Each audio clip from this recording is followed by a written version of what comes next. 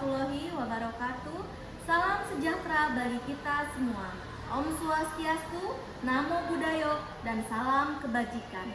Perkenalkan, saya Wulan Dwi Lestari, mahasiswa PPG dalam jabatan kategori 1 Angkatan 3, Program Studi Pendidikan Sejarah Universitas Pendidikan Indonesia. Berikut video PPL Siklus 2, selamat menyaksikan.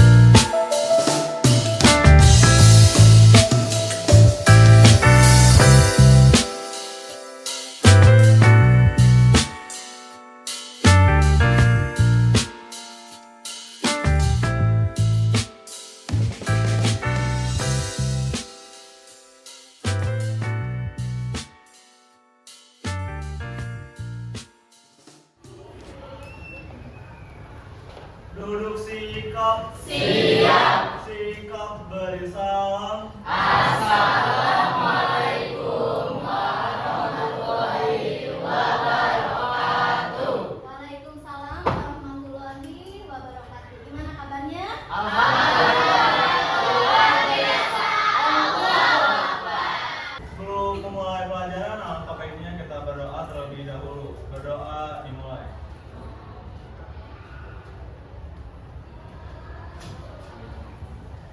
Berdoa selesai. Sebelum kita mulai, kita menyanyikan lagu dulu Indonesia Raya.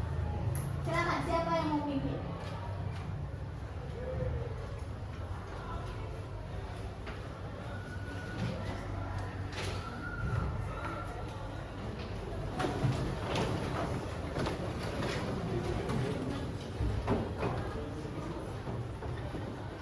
Hiduplah Indonesia Raya.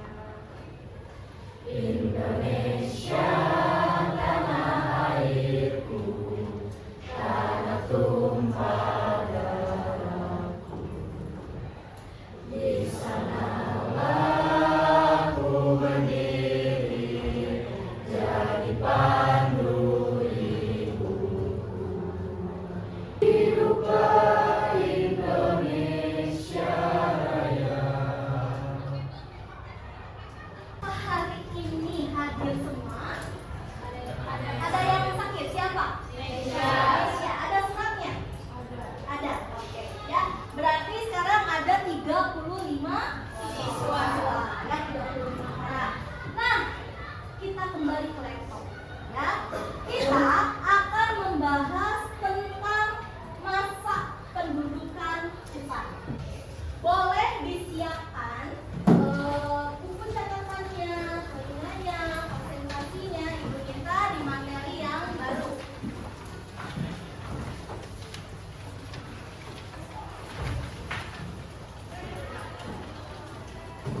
Tapi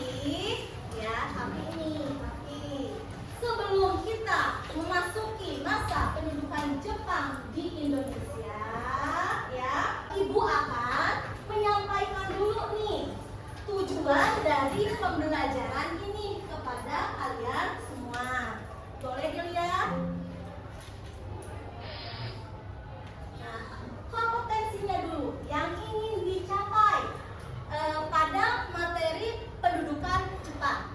Yang pertama adalah menganalisis sifat pendudukan dan respon bangsa Indonesia terhadap kedatangan Jepang. Yang kedua, menalar sifat pendudukan dan respon bangsa Indonesia. Artinya, nanti di dalam kegiatan pembelajaran hari ini, Ibu akan menjelaskan tentang Jepang. Nanti selanjutnya kalian akan melakukan yang namanya suatu pemecahan masalah, ya.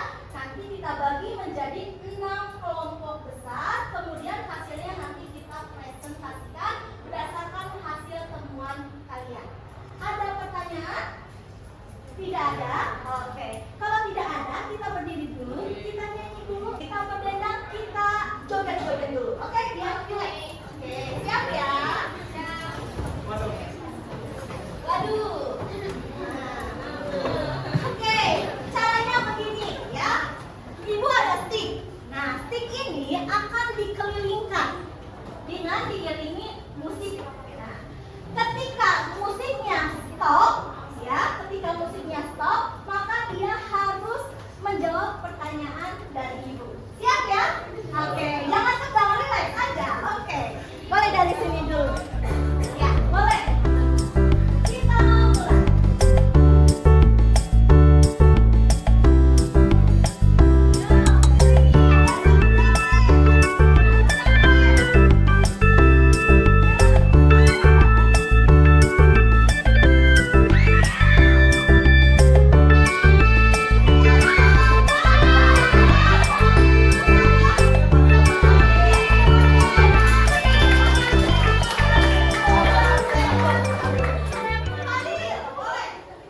Pertanyaannya, apa yang kamu ketahui tentang Jepang? Penjajahannya apa lagi? Boleh yang kekiniannya juga.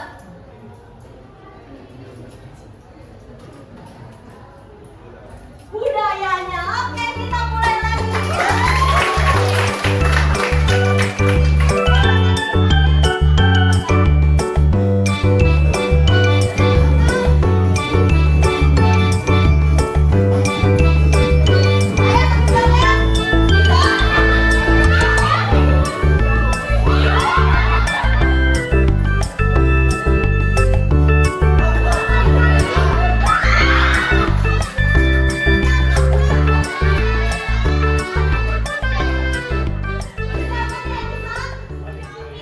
Apa yang terkenal dari Jepang?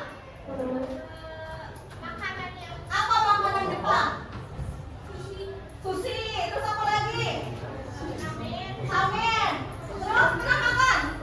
Oke, tepuk tangan buat Lisa. Menurut kamu ya, apakah Jepang itu suatu negara yang maju dan kuat? Ya. Ibu minta pendapat kalian. Kalau memang Jepang itu kuat dan maju, ya, apa sih yang membuat Jepang itu menjadi negara yang terkenal dengan kemajuan teknologinya, dengan kekuatannya? Siapa yang bisa? Ayo. Ayo. Oh, Tenisa gimana? Disiplin. Terus apa lagi? Ketat dan tegas pemerintahannya. Itu perlu dibarengi dengan karakter orang-orangnya Jepang nggak sih? Menurut kamu karakter orang Jepang itu seperti apa? Coba Naya. Mandiri, Terus kerja keras, ya pekerja keras juga. Terus apa lagi? punya kemauan besar. Oke, punya kemauan besar. Lalu pernahkah kalian mendengar istilah samurai? Samurai itu apa? Oke. Itu mah katana, benar kata Anda. Bukan senjata. Samurai itu satria yang membawa katana. Nah, samurai ini ya dimiliki oleh shogun dan daimyo. Kalau samurai itu memiliki tadi karakter ulat, pekerja keras, mandiri, dan tangguh. Seperti itu. Kenapa bisa seperti itu, Bu? Karena ada ajaran agamanya, agama asli dari orang Jepang, yaitu Shinto. Shinto itu mengajarkan budaya ulat, tekun, gigih, pekerja keras, punya harga diri dan rasa malu. Itulah yang dimiliki samurai. Namanya budaya Bushido. Kalau tadi Nayara bilang tekun, pekerja keras, oh berarti ini budaya Bushido. Itu ya. Itulah mengapa Jepang bisa menjadi maju akhirnya dengan budayanya Bushido. Kekalahan terhadap Amerika Serikat menjadi pukulan buat Jepang. Jepang terpukul, harus menandatangani perjanjian dengan Amerika Serikat. Yang isinya perjanjian tersebut adalah ya, Jepang harus membuka pelabuhan-pelabuhan dagangnya untuk pedagang asing. Tuh. Dan Amerika Serikat diperbolehkan mendirikan kedutaan besar permanen di Jepang. Seperti itu. Maka Jepang semakin terpukul. Akhirnya karena kejadian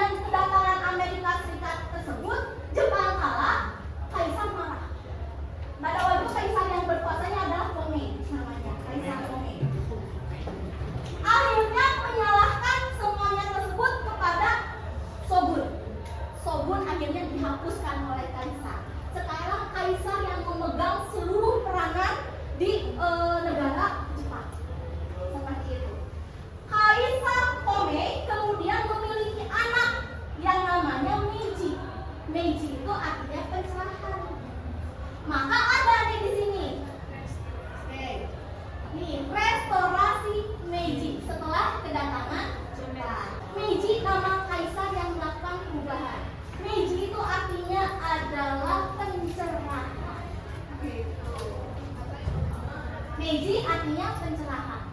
Oke, ada pertanyaan nggak? Nggak ada? Nah, dengan program ini ya, Kaisar Meiji melakukan perubahan. Cara yang pertama dia lakukan, dia melakukan pengiriman mata-mata atau investigator untuk melakukan investigasi ke Eropa dan Amerika, menyelidiki kenapa ya Eropa dan Amerika kok bisa teknologinya canggih seperti itu, dikirim ke Amerika Serikat, ke Eropa. Kemudian balik lagi, nih ternyata yang membuat bangsa Eropa, Amerika Serikat itu teknologinya canggih, dilaporkan kepada Kaisar Meiji. Akhirnya Kaisar Meiji menggabungkan teknologi Barat dengan nilai-nilai budaya ketimuran. Serangan Jepang ke Pearl Harbor di Hawaii Pasifik, Samudra Pasifik tahun 1941. Kita lihat kan cuplikannya.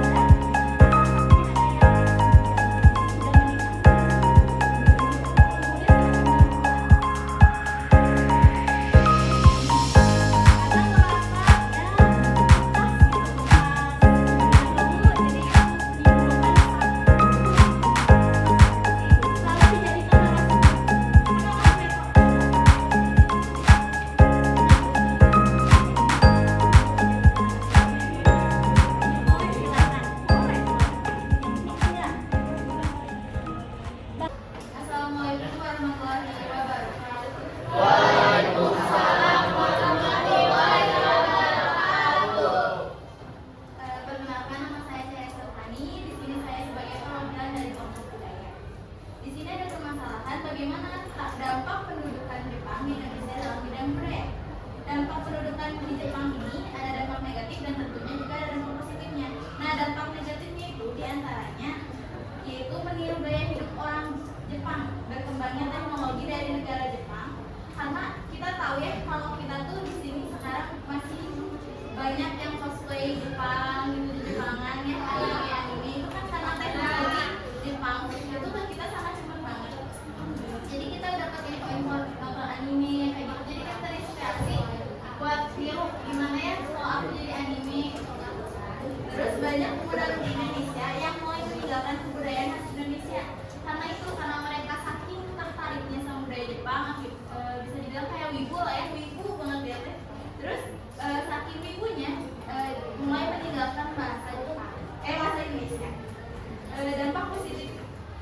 Terus ada dampak positifnya yaitu karena Jepang ini sangat kreativitasnya, misalkan bikin anime kayak gitu, jadi bisa meningkatkan kreativitas kita untuk melestarikan budaya Indonesia. Misalkan kita ambil positifnya si cosplay ini kita ganti dengan cosplay ala Indonesia, yaitu misalkan ada di Indonesia ada kisah-kisah Nyi Roro Kidul, jadi kan udah mulai ada yang cosplay jadi Nyi Roro Kidul kan.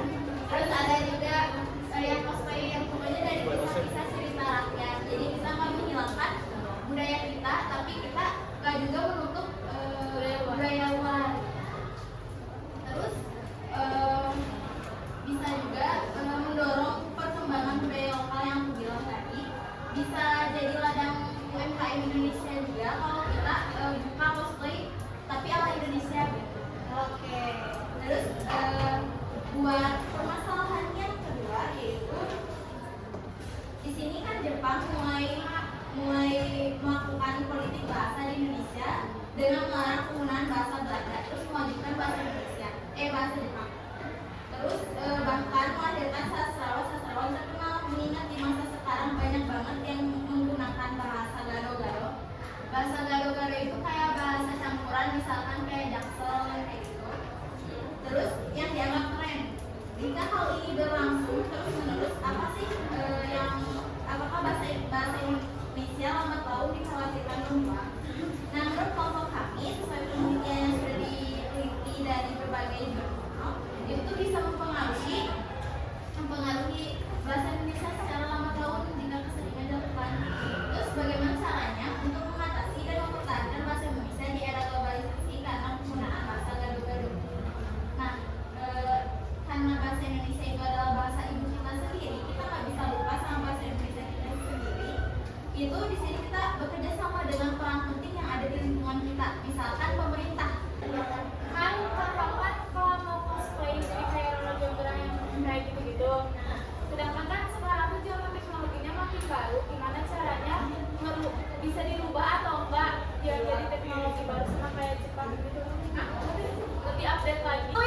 Bedah masalah dikaitkan dengan pembelajaran sejarah ternyata memunculkan ide-ide kreatif kalian. Berarti keterampilan berpikir kritis kalian sudah terasah melalui persoalan yang ditampilkan tentunya. Contohnya tadi, bahasa. Bagaimana cara mengangkat bahasa kita supaya tidak punah dengan hadirnya bahasa gado-gado. Kemudian bagaimana mengangkat tadi nilai-nilai tradisional dikemas lebih kekinian. Berarti kan tadi artinya harus memiliki sumber daya manusia yang keren. Seperti apa kitanya mau melek terhadap teknologi. Jangan kalah sama anime-anime Jepang, tetapi tetap menggunakan bahasa Indonesia. Dulu Jepang menggunakan bahasa Indonesia itu sama Jepang wajib di persekolahan. Akhirnya apa? Bahasa Belanda menjadi tergeser. Seperti itu. Akhirnya yang kita rasakan saat ini kita memiliki bahasa Indonesia dijadikan bahasa resmi lebih kuat, walaupun di masa Sumpah Pemuda bahasa resmi kita adalah bahasa Indonesia. Diperkuat lagi oleh Jepang, dilarang penggunaan bahasa Belanda. Seperti itu. Sekian pembelajaran kita